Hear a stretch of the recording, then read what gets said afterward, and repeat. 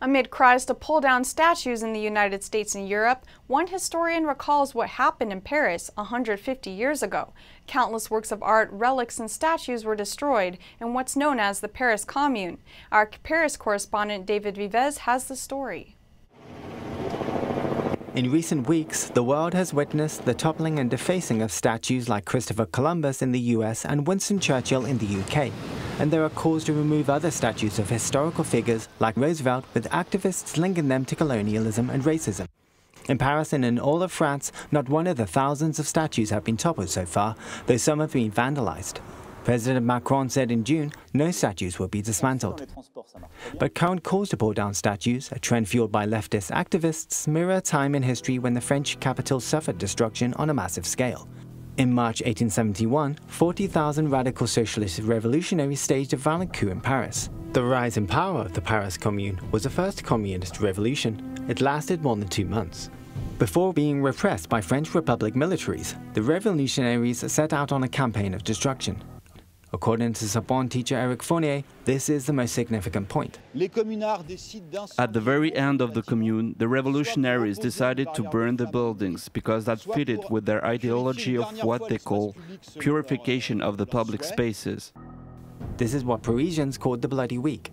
French author Émile Zola wrote at the time, "It seemed the sky was burning with one huge red flame, the heat was unbearable, the air was unbreathable."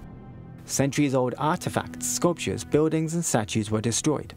A total of 238 buildings were set ablaze, including iconic monuments such as the Tuileries Palace, which was the king's residence for 800 years, the Paris City Hall, Palace of Justice, and the Vendôme Column.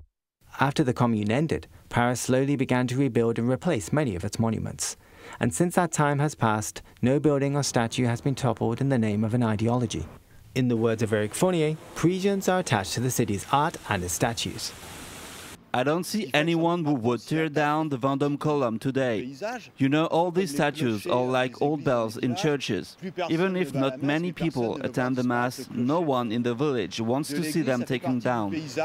After the Commune was over, sculpture continued to rebuild statues that embraced a neoclassical style. Some of them commemorate great men. David Vives, NTD News, Paris. Secretary of State Mike Pompeo speaking at the release of a draft report on human rights. He focused on how America's founding fathers understood unalienable rights and the role of governments in securing them. The Commission was never intended to time the release of this report to the current societal upheavals that are currently roiling our nation. Nevertheless, the report touches on this moment, and so will I, because today's unrest directly ties to our ability to put our founding principles at the core of what we do as Americans and as diplomats all across the world. Secretary of State Mike Pompeo on Thursday marked the release of a draft report by the Commission on Unalienable Rights. Pompeo tasked the Commission in 2019 with assessing and advising the State Department on how America's unique rights tradition can inform its foreign policy work. In his remarks, Pompeo referred to the unalienable rights stated clearly in the Declaration of Independence, among which are life, liberty, and the pursuit of happiness, God-given rights adopted by America's founders. These rights, these unalienable rights, are essential. They are a foundation upon which this country was built.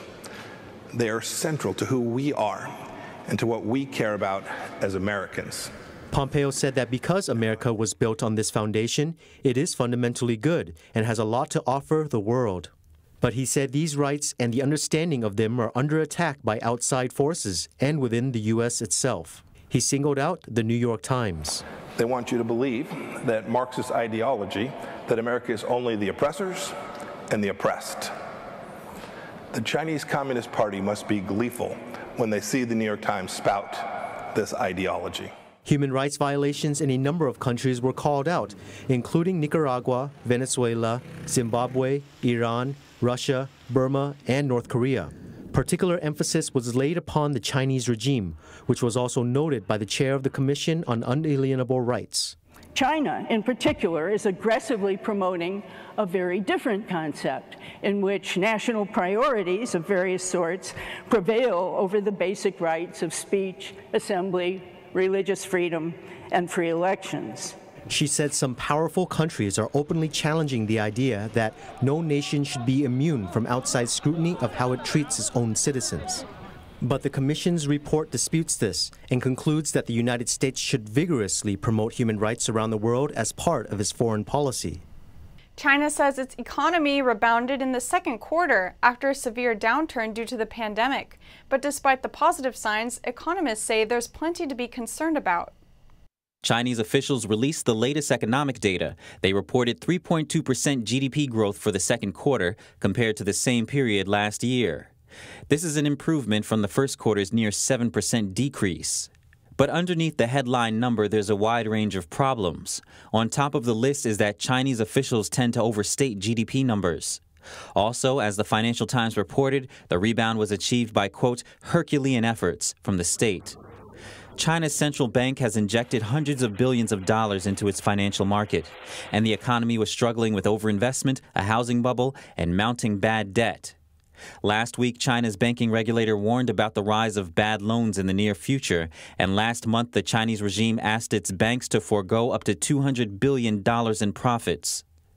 The official release also shows in the first half of the year, investment by state-owned enterprises rose by 2.1%, while investment by private companies fell 7.3%. But this information was left out from the English press release. The pandemic also exacerbated the chronic underconsumption problem. On Wednesday, China reported its retail sales fell nearly 2% year-on-year, worse than analysts predicted. Germany's pork exports to China have been booming. That is, until the CCP virus hit Europe's biggest meat processing plant. NTD's Berlin correspondent Christian Watchen has the details. Europe's biggest slaughterhouse in northwest Germany has reopened. 1 month ago, authorities shut the plant down after 1,400 employees tested positive for the CCP virus. The plant's operator, Tönnies Group, Germany's biggest meat processor, was widely criticized for its poor working conditions and hygiene measures. Amid declining pork consumption in Germany, pork exports to China have become increasingly important to German producers. Despite the impact of the pandemic on international trade, in the first 4 months of 2020, German pork exports to China doubled in size and tripled in value compared to 2019. In April, 1/3 of all German pork exports went to China. Since the 2018 outbreak of swine fever in China, demand for foreign pork in China has exploded, and prices along with it. China has lost half of its 440 million pigs and now imports 40% of all pork globally. Tönnies, China's biggest partner in the EU, has especially benefited from the boom. 20% of its revenue now comes from Asian sales. The CCP virus outbreak at its plant in June dealt a heavy blow to this business. China stopped all imports from the company, fearing transmission of the virus. Tönnies had big plans in China, including a joint venture with China's Decon Group to build a pork processing plant in Sichuan province. It would be Tönnies' first plant outside of Europe. The total investment is more than $500 million. The slaughterhouse would eventually be able to butcher up to 6 million pigs per year. It's unclear whether the deal is still on track. Reporting by Christian Watchen, NTD News, Berlin.